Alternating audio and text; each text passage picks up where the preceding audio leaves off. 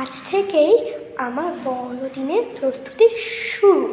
আর আজ আমি বানাবো একটি কিউট স্নোম্যান। তো চলো, আগে থেকেই আমি মাটির দুটো বল বানিয়ে নিয়েছি। এবার একটা কাঠি দিয়ে ছোট্ট বলে লাগিয়ে দেবো।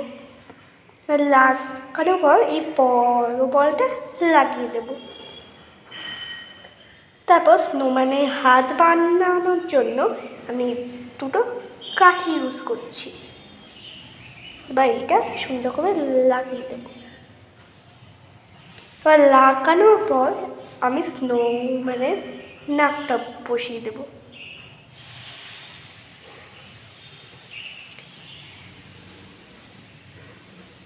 তো আমার এই কিউট স্নোম্যানটি কেমন হয়েছে অবশ্যই কমেন্ট করে জানাবে।